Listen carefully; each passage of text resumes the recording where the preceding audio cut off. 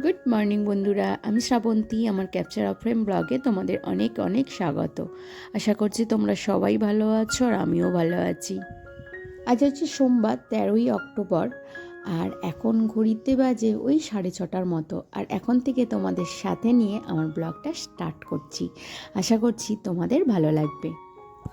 তো আজকে মেয়ের ক্লাস টেস্ট আছে, আর আজকেই আমার উঠতে একটু লেট হয়ে গেছে। তো যার জন্য আমি তো রাত্রিবেলায় একেবারে সমস্ত রান্নাঘর গুছিয়ে রাখি। তো সকালবেলা উঠে জাস্ট ওভেনটা পরিষ্কার করে নিজে একটু ফ্রেশ হয়ে নিয়েই ওর টিফিন বানাতে শুরু করে দিয়েছি। তো আজকে ম্যাডামের ইচ্ছা হয়েছে স্যান্ডউইচ খাওয়ার, আর সেটা আবার হচ্ছে আলুর পুরটা দিতে হবে স্যান্ডউইচে। তো এখানে কিছু না, আমি অল্প একটু সবজি দিয়ে দিয়েছি, পেঁয়াজ, গাজর আর একটু ক্যাপসিকাম হালকা তেলের মধ্যে নেড়ে নিয়েছি। একটা আলু সিদ্ধ করে নিয়েছি, আর আলুর মধ্যে একটুখানি সবজিগুলোকে সমস্ত অল্প ভেজে মাখিয়ে নিয়েছি। আলুর মধ্যে একটুখানি গোলমরিচ গুঁড়ো, মেয়োনিজ আর একটুখানি বিট লবণ মাখিয়ে নিয়েছি। সুন্দর করে সমস্ত কিছু একসঙ্গে মাখিয়ে নিয়ে এবারে পাউরুটিগুলোর মধ্যে একটুখানি আমি সস মাখিয়ে নিয়েছি এপিট ওপিট করে, আর মাঝখানে পুরটা ভরে ভরে দিয়েছি। দিয়ে এবার একটু বাটারের মধ্যে হালকা একটুখানি রোস্ট করে নিয়েছি। ব্যাস, এবার মাঝখান থেকে স্যান্ডউইচের আকারে কেটে দিয়েছি। ব্যাস, এটা খেতে আজকাল আমার মেয়ে ভীষণ পছন্দ করছে। তো খুব তাড়াহুড়োর মধ্যে ছিলাম, মেয়েকে আগে স্কুল গাড়িতে পৌঁছে দেওয়ার পরে এবার একটু রিলিফ পেলাম। আর আজকের আকাশটা দেখো, তো একেবারে শীতের আগের মুহূর্তে আকাশ একেবারে সুন্দর লাগছে, ঘন নীল। আর এইদিকে তো দাদা প্রচুর টবে গাছ বসিয়েছে। তো গাঁদা গাছ বসানো হয়ে গেছে, গাঁদা গাছগুলোকে ছিটে দিয়েছে যাতে আরও ঝাঁকড়া হয়। তো এখানে আরও অজানা গাছ বসানো হয়েছে, নাম বলেছিল, তো আমি ভুলে গেছি। তো তোমাদের অবশ্যই শেয়ার করব যখন গাছগুলোতে ফুল হবে। আর এই অশ্বত্থ গাছটা কি বড় বড় পাতা হয়েছে, এত ভালো লাগছে। আর সকালবেলা এসেই ছাদে যখন দাঁড়ালাম তখন একটু সুন্দর হাওয়া দিচ্ছিল, এত ভালো লাগছিল, তাই মনে হলো এখানটা একটু দাঁড়িয়ে যাই। আর তার সঙ্গে একটুখানি ক্যামেরাও অন করে ফেললাম। তো চলো ঝটপট করে অন্যান্য কাজকর্মগুলো সেরে ফেলি। তো বাসি কাজ সমস্ত কমপ্লিট করে জামা কাপড় কেচে ধুয়ে মেলে দিয়েছি ছাদে, আর তারপরে পুজোটাও সেরে নিয়েছি। এবারে একটুখানি চা খেয়ে আর সবজিগুলো কাটাকুটি করে নিয়েছি। তো আগের দিন দেখতেই পাচ্ছ এখানে আলু, ডিম এইগুলো আগের দিন কর্তামশাই বাজার থেকে নিয়ে এসেছিলো। তো ওইগুলো রাতেই ধুয়ে দিয়েছিলাম, আর এখন কিন্তু প্রত্যেকটা জল শুকিয়ে গেছে। তো রান্না কমপ্লিট হয়ে গেলে যে যার জায়গা মতো ওইগুলোকে সাজিয়ে গুছিয়ে রেখে দেবো। তো আজকে আমার আর আমার হাজব্যান্ডের হবে একটুখানি কাতলা মাছের কালিয়া। আর মেয়ে আগের দিন কাতলা মাছ ভাজা খেয়েছে, তো ও আজকে কাতলা মাছ খাবে না, ও চিংড়ি মাছ খাবে। তো এদিকে কাতলা মাছ দুটো ভাজতে বসিয়ে দিয়েছি, ওদিকটা দেখলাম যে ফ্রাইং প্যানে অনেকটা জায়গা আছে, এই চিংড়ি মাছগুলোও দিয়ে দিলাম। তো একসঙ্গে ঝাল করে নিয়েছি পেঁয়াজ, অল্প আদা, রসুন আর টমেটো দিয়ে। তো ওর চিংড়ি মাছ করে নিয়েছি, আর আমাদের কাতলা মাছ এখানে করেছি একটুখানি বাঁধাকপি, টমেটো বেশি করে দিয়ে, অল্প পরিমাণ পেঁয়াজ, অল্প পরিমাণ আদা রসুন দিয়ে একটুখানি বাঁধাকপির তরকারি করেছি। আর এখানে একটুখানি শাক ভাজবো, কলমি শাক এনেছিলাম আগের দিন। তো কলমি শাক একটু পেঁয়াজ রসুন ফোড়ন দিয়ে বেশ ভালো লাগে খেতে, কিন্তু আমি রসুন ফোড়ন দিলাম না, কারণ মাছেও রসুন আছে আর বাঁধাকপির মধ্যেও রসুন আছে, তো সেই জন্য আর রসুন দিলাম না। একটুখানি পেঁয়াজ ফোড়ন দিয়েছি, জিরে শুকনো লঙ্কা ফোড়ন দিয়ে ভেজে নিচ্ছি। আর এরপর শুকনো লঙ্কা আর জিরে ফোড়ন দিয়ে পাঁচ ফোড়ন দিয়ে একটুখানি ডাল ফোড়ন দিয়ে সাঁতলে নিলাম। তো ভালো করে ডালটা ফুটে উঠলেই নামিয়ে নেব। তো এই হচ্ছে আজকের মেনু। আর ভাতটা আমি তো প্রেশার কুকারে করি, তো সেই জন্য সবার শেষে ভাতটা বসিয়ে দেব। আর এই শীতকাল পড়ছে, তো ভাতটা আমি অনেক সময় একটু দেরি করে বসাই যাতে একটু গরম থাকে। কারণ অন্যান্য জিনিসগুলো ঠান্ডা হয়ে গেলেও গরম চটজলদি হয়ে যাবে। ভাতটাকে কিন্তু এরকমভাবে চটজলদি গরম করা যায় না, আর সেই জন্য ভাতটাকে আমি একটু শেষের দিকে বসাই যাতে গরম থাকে। তো মোটামুটি আজকে রান্নাবান্না করতে অনেকটা লেট হয়ে গিয়েছিল, যেহেতু আজকে ঘুম থেকে উঠতে দেরি হয়ে গেছে। তো মোটামুটি আমার রান্না কমপ্লিট হয়েছে, আর তারপরে আমার মেয়ে স্কুল থেকে চলে এসেছে। তো ওদিকে মোটামুটি বাঁধাকপিটাও আমার কমপ্লিট হয়ে গেছে, আর এরপরে বাঁধাকপিটাকে নামিয়ে আর ভাতটা বসিয়ে দেব। তো রান্না হচ্ছে সব থেকে বড় কাজ, কারণ রান্না করতে যেমন অনেকটা এনার্জি লাগে, তো অন্যান্য কাজকর্মগুলো করার জন্য যদি রান্নাঘরে বেশি সময় চলে যায় তো অন্যান্য কাজকর্ম করতে একটু লেট হয়ে যায়। তো আজকে অনেক রকমের কাজকর্ম ভেবে রেখেছিলাম, কিন্তু যেহেতু ঘুম থেকে উঠতে লেট হয়ে গেছে তো সমস্ত কিছু করতেই লেট হয়ে গেছে। আর রান্নাবান্না করতে যেহেতু 12টা বেজে গেল, তো অন্যান্য কাজকর্ম করার এনার্জি একেবারেই পাচ্ছি না। তো যাই হোক, কিছু কিছু কাজকর্ম রেখে দিয়েছি যেগুলো কমপ্লিট আজকে করবই। তো চলো দেখা যাক আজকে কি কি কাজকর্ম করতে পারি।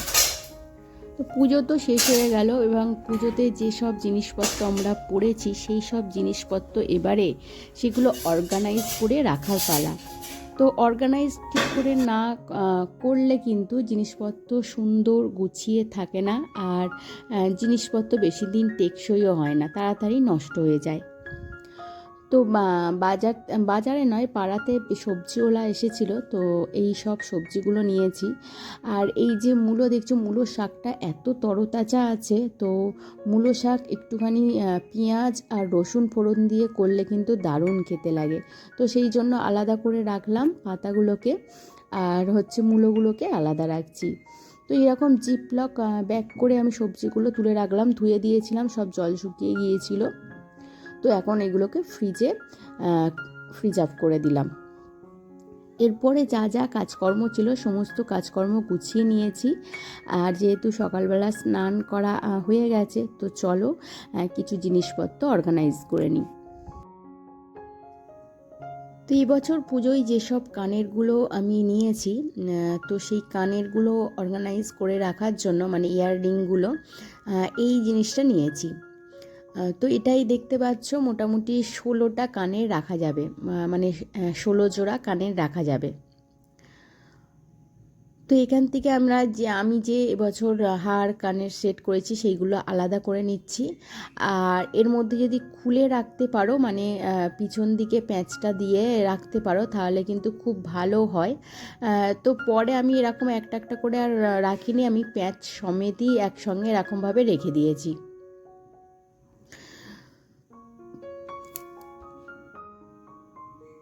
তো জিনিসপত্র কেনার পর সেইগুলোকে সুন্দর করে অর্গানাইজ করে রাখা একটা আর্ট।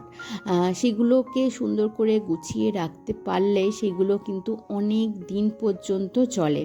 আর যদি অযত্নে পড়ে থাকে তাহলে জিনিসগুলো খুঁজেও পাওয়া যায় না সময়ে, আর হচ্ছে সবথেকে বড় কথা, জিনিসগুলো নষ্টও হয়ে যায়। তো এখানে দেখো ছোট বড় করে মোটামুটি আমার বেশ কয়েকটা কানের আমি এখানে রাখছি। তো এখানে তো আমার এখনও ড্রেসিং টেবিল কেনা হয়নি, তো এখানে ড্রেসিং টেবিল কেনা হবে কিনা পরে তাও জানি না।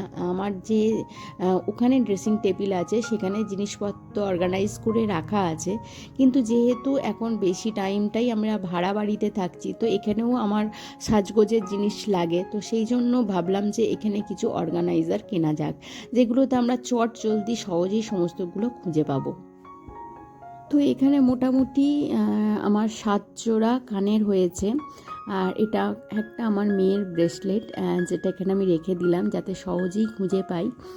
তো আরও বেশ কিছু হার কানের সেট আছে, সেটা আমি আলাদা জায়গায় রাখবো, তো সেই জন্য আমি এর মধ্যে রাখলাম না।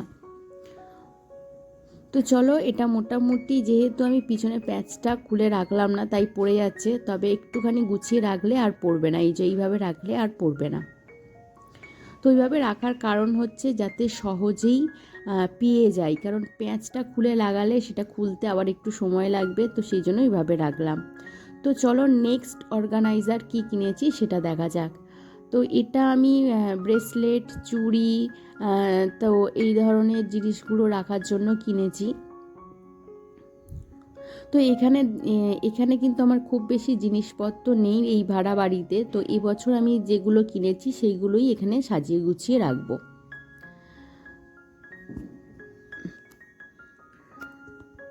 তো এর মধ্যে বিভিন্ন চুড়িও রাখা যাবে। এই যে বালিশের মতো করা আছে, এর মধ্যে গলিয়ে গলিয়ে রাখতে হবে। দেখো 1 2 3 4 5 6 এরকম 6টা বালিশের মতো আছে। তো প্রচুর জায়গা আছে।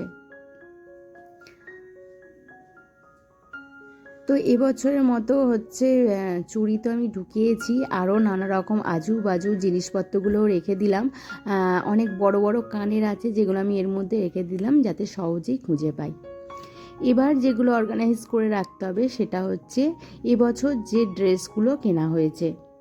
তো এখানে দেখো মেয়ের লেহেঙ্গা, ওর যে কুর্তি, ওর জিনিসপত্র, ওর বাবার প্যান্ট শার্ট, তো আমার শাড়ি, তো এইগুলো সমস্ত কিছু ভালো করে রোদ খাইয়ে নিয়েছি। তো ভাঁজ করার সময় দেখলাম যে মেয়ের জামার মানে লেহেঙ্গার মধ্যে একটুখানি কাদা লেগে আছে। তো সেটাই একটুখানি আমি হচ্ছে ওয়াইপস দিয়ে ভালো করে মুছে নিয়েছি, তারপরে রোদ খাইয়ে নিয়ে ভাঁজ করে তুলে দিলাম।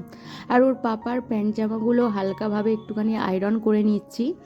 আর তারপরে হচ্ছে যখন পরবে তখন তো একবার আয়রন করেই নেবে।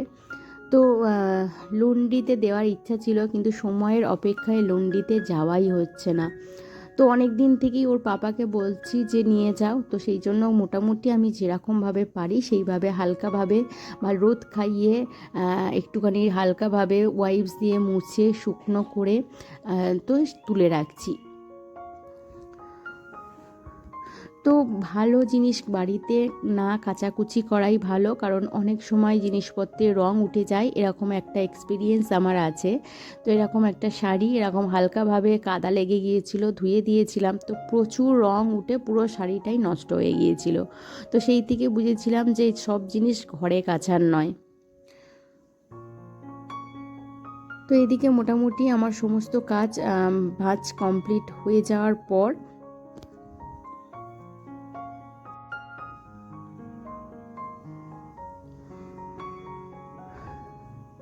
সমস্ত জিনিস মোটামুটি গুছিয়ে ভাঁজ করে রাখার পর যেটা বুঝতে পারলাম এখানে কিন্তু আমার লিমিটেড জায়গা রাখার।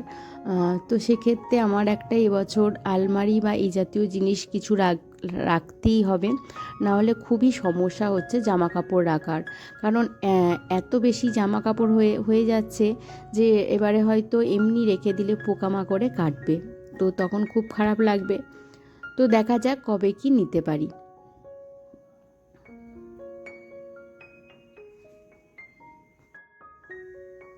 তো জামা কাপড়গুলো এখানে নিয়ে আসার পর মনে হচ্ছে জামা কাপড়ই অর্ধেক জায়গা খেয়ে নিয়েছিল, মানে অর্ধেক জায়গা নিয়ে নিয়েছিল। অর্গানাইজ করে গোছানোর পর কিন্তু বেশ ঘরটা অনেক ফাঁকা ফাঁকা লাগছে। আসলে জামা কাপড় এদিক ওদিক পড়ে থাকলে সব থেকে বেশি আগোছালো রাখে। জামা কাপড় ঠিকমতো গুছিয়ে রাখলে আর বিছানা যদি ঠিক করে গোছানো রাখা যায় তাহলেই কিন্তু ঘরটাকে অনেক গোছানো বলে মনে হয়।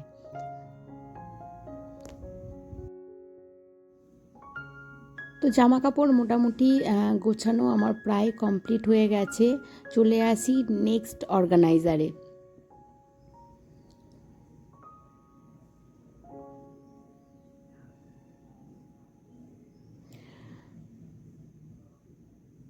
তো আরও একটা অর্গানাইজার নিয়েছি। দেখো হাড়ের সেটগুলো কিন্তু এমনি যদি প্যাকেটের মধ্যে রাখা হয়, কিছু কিছু হাড়ের সেট আছে যেগুলো হচ্ছে পুরো ঘুরে যায়, তখন কিন্তু আমাদের সোজা করতে অনেকটা পরিশ্রম লাগে বা অনেক সময় তো ছিঁড়ে যায় বা ভেঙে যায়। তো সেই জন্য আমি এরকম একটা অর্গানাইজার কিনেছি। এটা বিভিন্ন পারপাসে ইউজ করতে পারো। কেউ যদি ঘড়ি রাখতে চাও ঘড়িও রাখতে পারো। তো আমি এটা হাড়ের সেটের জন্য নিয়েছি। এই যে দেখো যেরকম এই হাড়টা এরকম পাকিয়ে গিয়েছিল, তো এইভাবে অর্গানাইজ করে রাখলে কিন্তু ওরকম পাকিয়ে যাবে না বা নষ্টও হবে না। আমার মোটামুটি এখানে 1 2 3 4 5 6 জোড়া 6টা হার রাখা যাবে। তার সঙ্গে এখানে কানের সেটগুলো আমি ঢুকিয়ে রাখছি। তো প্রত্যেকটা হারের সেট আগে দেখে নিই ঠিক মতো করে ঢুকছে কিনা, তারপরে কানেরগুলো ঢোকাবো। তো এই যে হারগুলো দেখো, এইগুলো কিন্তু একটুখানি যদি ঘুরে যায় তাহলে কিন্তু ভেঙে যাওয়ার সম্ভাবনা থাকে। সেক্ষেত্রে এই ধরনের অর্গানাইজার কিন্তু ভীষণ কাজের। তো মোটামুটি এখানে আমি এবছর যে কটা হারের সেট কিনেছিলাম, তো সে কটা মোটামুটি 3 জোড়া হার কিনেছিলাম। 3 জোড়া বলা ভুল, 3টে হার কিনেছিলাম কানের সেট সমেত। তো আমি এখানে 3টে হার অর্গানাইজ করে রেখে দিলাম। তো অর্গানাইজার এমন অর্গানাইজিংটা আমরা যদি ঠিক মতো করি তাহলে কিন্তু ঘরমারি অনেকটা মেশি হওয়ার হাত থেকে কিন্তু রক্ষা পায়। তো দেখো এখানে সুন্দর আমার হারের সেটগুলো গোছানো কমপ্লিট হয়ে গেল। আর এগুলো ক্যারি করাও খুব সহজ। যদি আমরা বিয়েবাড়িতে নিয়ে যেতে চাই তো এরমভাবে কিন্তু ক্যারি করা ভীষণভাবে সহজ হয়। বিশেষ করে যদি দূরের কোনো বিয়েবাড়ি পড়ে যেখানে আমাদের গিয়ে থাকতে হবে, সেক্ষেত্রে এরকম একটা অর্গানাইজার কিন্তু ভীষণ কাজের। তো বন্ধুরা, আজকের ভিডিও এই পর্যন্ত। তোমাদের সঙ্গে দেখা হবে নেক্সট ভিডিওতে।